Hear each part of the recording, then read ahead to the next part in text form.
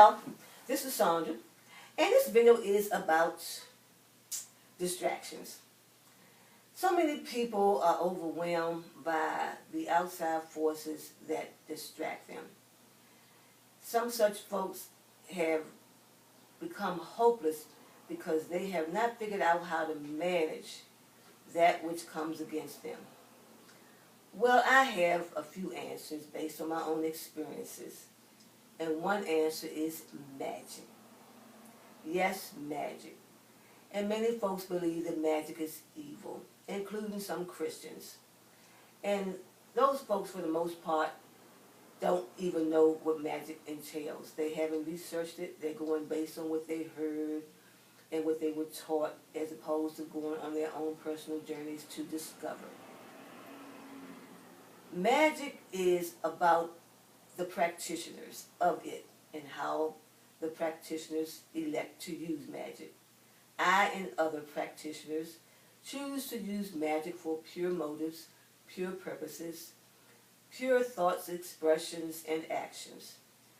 And those practitioners who use it for impure purposes, there are consequences. And when we please the universe works with us pure practitioners to align with what is best for the advancement of the universe. So back to mental magic. Thoughts are energies, and energies create. The word imagination comes from imagine. We can imagine, and then our thoughts come into play, and then from there the energies go into motion, and then creation happens, and then we can, in fact, as a result, alter our realities.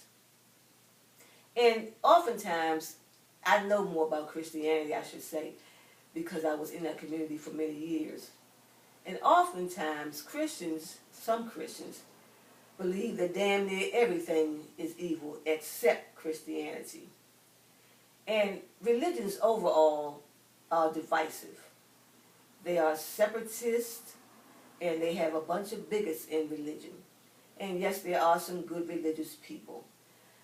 And all religions have some truths contained in them. But overall, religions do more harm than good because people are following man-made traditions, man-made doctrines, and man-made, quote-unquote, commandments. And way before religion came on the scene, our ancestors used their inner consciousness, their intuition, and they lived great lives, a lot of them, communing with nature, communing with the universe, and adhering to natural and universal laws. And they did quite well without the extra baggage of resources. Now, people call God, and Christians consider God a he. I don't want to go into the range of insulting God by limiting God to a mere gender. I do not believe that you can limit God to a mere gender. However, I respect that Christians believe that. And then other people call God Allah. Some folks call him Krishna. Some folks call God nature. Me, I don't understand the fullness of creation. But I have decided to call God the highest power, the most high, source, and energy as well. And energy is in us. We are composed of energy. So God is within us. And we channel from our God places inside of us from the standpoint of our intuition and our consciousness. So, as far as the opposing energies, we live in a world of duality. Therefore, the opposing energies ain't going no damn where. So we need to learn how to master engaging with these opposing energies. And there are ways. And we don't have to be victims. Being victims is a choice, people. A choice that we should not be inclined to make. And so I would highly recommend that people do meditation. Because meditation has proven to be hugely beneficial. Even medically, they have attested to that. But don't take our words for it. I would highly urge you to practice it for yourself. And there are no set ways to meditate. Some folks do it laying down, some do it sitting up, some do it with candles, some do it without.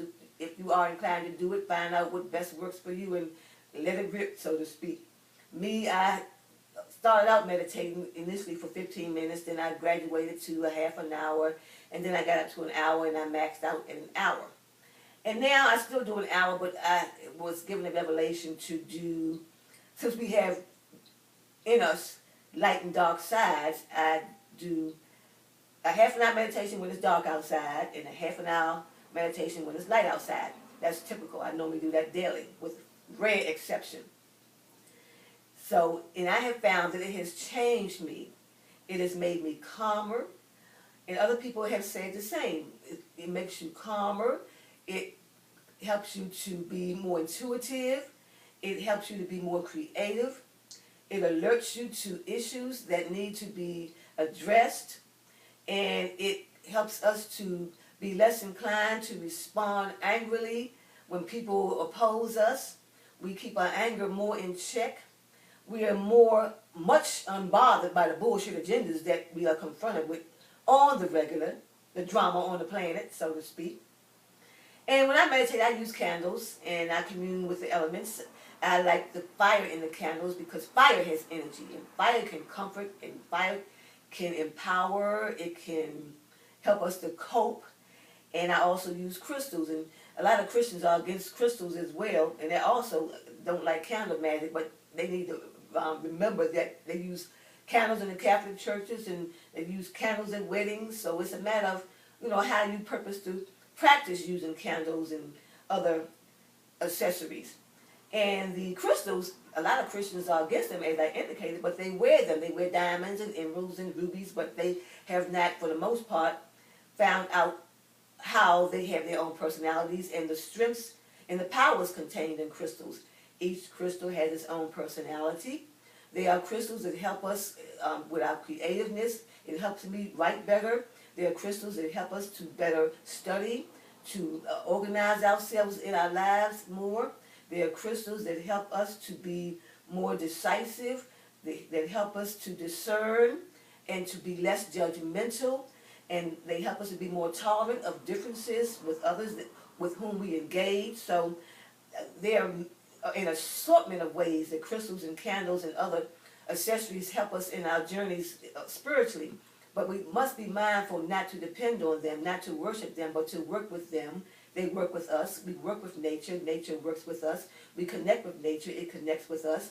But we don't want to depend on anything more than we depend on our inner guidance and what's going on in our mental capacities. That is crucial and critical. And it's also critical to find out what our personalized journeys are, our signature styles are, our unique stances are, and our spiritual postures in the unique realms, because we do have things in common with others, but we also have our unique zones to travel. And some folks want to know also, how can you cut somebody out and say you about love? Well, I know that love, there is no greater energy field than love. But love ain't no wimp. Love ain't no punk. Love is not a pushover. And so love has many facets, and we have to recognize to keep love in perspective. And sometimes love has to be tough in its administrations and demonstrations, and we have to put fire in some folks' asses sometimes. And there's that saying that we've heard, do no harm but take no shit.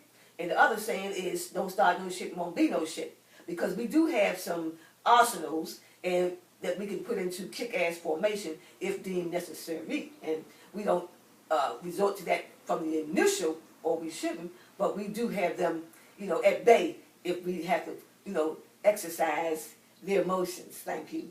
And Christianity is waning. All religions are waning. And people talk about the so-called New Age movement. Well, the New Age movement, folks, ain't new. A lot of that stuff was being done way, way before any printed material came on the scene or any modern conveniences. So the New Age, for real, is not new. They were doing that in ancient times, and it's just being revisited in today's society. And I'm grateful for it because it helps us to be empowered.